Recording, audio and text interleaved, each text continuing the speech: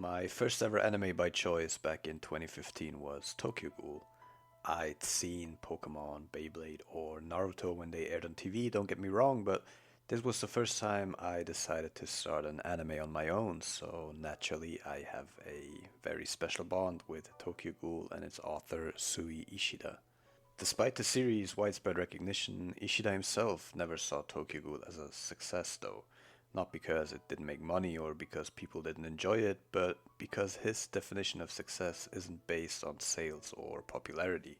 In 2023, he explained in an interview with Manga Passion that to him, success is determined by his own satisfaction with his work, and as ridiculous as it seems, Tokyo Ghoul never fully met his standard. He even admitted that he doesn't know and genuinely doesn't care what kind of people enjoy his manga.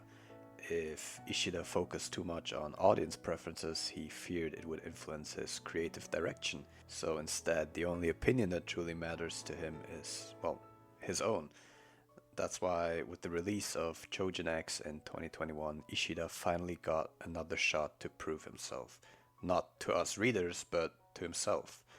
A chance to create a manga that fully represents his ideas and creativity without any compromise. Choujin X takes place in Yamato in the late 1990s. Yamato is an extremely ordinary, self-governed prefecture that got most of its part destroyed by Choujin attacks. Here we follow Tokyo Kurahara, a 16-year-old high school student, and his best friend Azuma Higashi. Now, these two couldn't be more different, yet they make a really fucking effective duo. Tokyo seems lost, lacking clear direction in life and often shying away from challenges, while Azuma, on the other hand, is confident, accomplished, and despite his small stature, possesses incredible strength. And these two boys try to bring justice in their own way to Yamato, like little kids playing detective, but one day their ordinary lives gets shattered when they're getting attacked by Choujin. Choujin are individuals with superhuman abilities ranging from bodily transformations to the creation of substances. These powers are deeply influenced by emotional states and desires. In the very first chapter, Tokyo is seen staring out the window saying, "Wish I could fly free through the sky." So with no other choice left at their attack, Tokyo and Azuma inject themselves with a syringe that turns people into Choujin. Tokyo, turning into a vulture-like beast Choujin, represents his ideals and wishes of being free, flying in the sky. Azuma, on the other hand, hasn't transformed yet, and this subtle detail is a great way to show that the character's true feelings and thoughts often get overshadowed by their actions, either by not having the courage to do what they actually want, or simply putting on a facade to hide their feelings.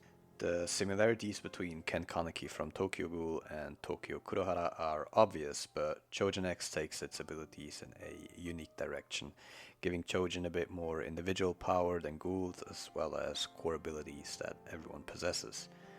Choujin powers come with risks. The Chaos State, for example, grants enhanced abilities at the cost of losing one's sense of self and control.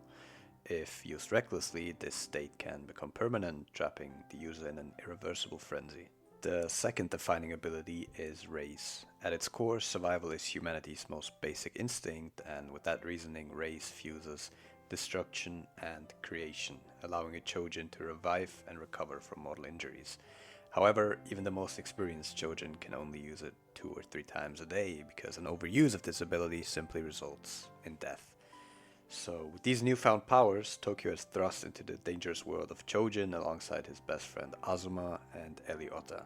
We get to know her in the very first chapter as well. She gained Choujin abilities on an airplane attack, which starts off pretty much the entire story of this manga. Following the classic trio dynamic, two boys and a girl, the three join Yamato Mori, an organization formed during the Great Choujin War.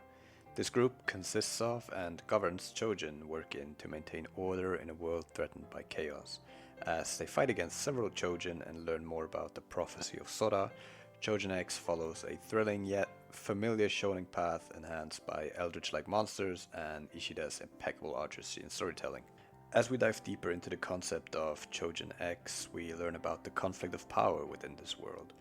Once in every generation, a single Choujin is born with the power to annihilate an entire world. This belief fuels fear and tension amongst the Choujin. The so-called Choujin X has the potential to change the world, either by bringing destruction, war, and suffering, or by serving as a unifying force against the evils of society, hence the name of the manga. And Tokyo seems to be linked to this prophecy, positioning him at the heart of the coming conflict. Now, I wouldn't call Choujin X underrated because people talk about it and give it its credit, but it still hasn't received the recognition it deserves. When discussing the newest generation of anime and manga, the most commonly mentioned are Sakamoto Days, Kakurabachi, Dandadan, or Kaiju number 8, yet Choujin X unquestionably deserves a spot among them. If you were a fan of Tokyo Ghoul, Choujin X will captivate you just as much, if not even more. Ishida's artwork is, as always, breathtaking, with panels so detailed you can't help but stare in awe. His ability to weave supernatural elements into a narrative so grounded in reality makes the story feel eerily believable. The world building is immaculate, with a rich history, legends, and detailed settings. Exploring Yamato feels incredibly immersive, and I think the cover arts are my favorite out of all the manga right now, simply because Ishida straight up flexes his skills and shows how much detail he can put into characters if he's given the time. The main cast is well developed, each character receiving the depth and care that they deserve.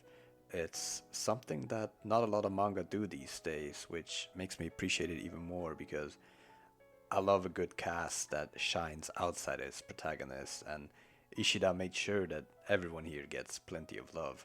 The story works well with the themes of religious conflict, human nature, and the criminal underworld, and they really are just the beginning of what Choujin X has to offer. I'm sure that the manga is destined to grow in popularity, and I have no doubt that it will receive an anime adaptation in the near future. The passion and care that Ishida couldn't fully pour into Tokyo Ghoul radiate through Choujin X, and once this series is complete, it might even surpass its predecessor, which sounds like a bold claim, but this is Ishida's purest expression of creativity, and I'm so glad he finally has the freedom to create in his most natural form. Though, at the end of the day, I would like the series to be seen as its own creation, not as the next Tokyo Ghoul with permanent comparison, rather as the first Choujin X. Thank you for listening, thank you for watching. If you haven't read Choujin X yet, make sure to give it a try. It's such a good manga. If you like Tokyo Ghoul, I guarantee you will see the parallels and you will instantly fall in love with it. And I'm sure many more people will talk about this masterpiece in the years to come. Stay healthy, until next time.